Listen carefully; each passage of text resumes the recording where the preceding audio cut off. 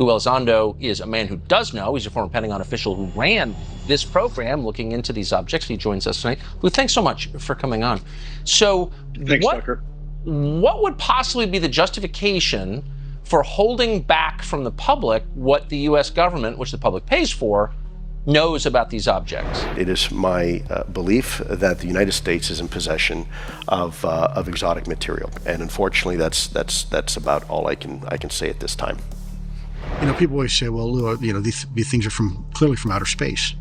And I say, "Well, let's hold off on that." I often tell people, look, they can be from outer space, inner space, or frankly, the space in between. There's a whole reality around us. There's life in the bottom of the ocean that live and thrive, and they survive off chemosynthesis, not the sun. You've actually seen what you believe may well be alien technology, an implant. I have. I saw a technical device that had been removed, excised by the Department of Veterans Affairs by a surgeon, a trained physician from a U.S. military service member who claimed to have a UAP encounter. Now, we're just going to jump right into this. I found something strange in Lou Elizondo's book that seems to confirm that at the highest levels of government, it is known that UFOs, or UAP, are actually a biblical phenomenon. Fallen angels and even demonic manifestations of extra-dimensional entities. Now, in order to fully understand this, I'm going to show you a clip from an interview I did back in 2019. Listen carefully because it confirms everything I'm about to show you from Lou Elizondo's book. By the way, a link to the full interview can be found in the description or at the end of this video. So they go through satanic rituals to communicate, because that's the only method of communication that they know that works to contact these entities. In doing this, there's a small faction known as the Collins Elite.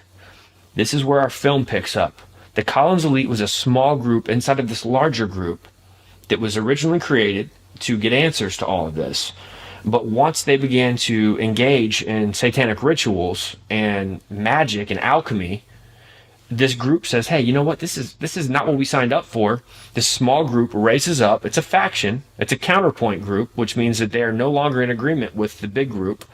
They have a different opinion. They say, we have a Christian worldview.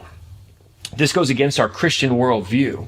And so they see that entities are being channeled and communicated with, and now technology is being given through these rituals to these other members of the government. So the Collins Elite says, whoa, whoa, whoa, this is dangerous. You guys are really playing with fire here. We can't support this. We can't do this.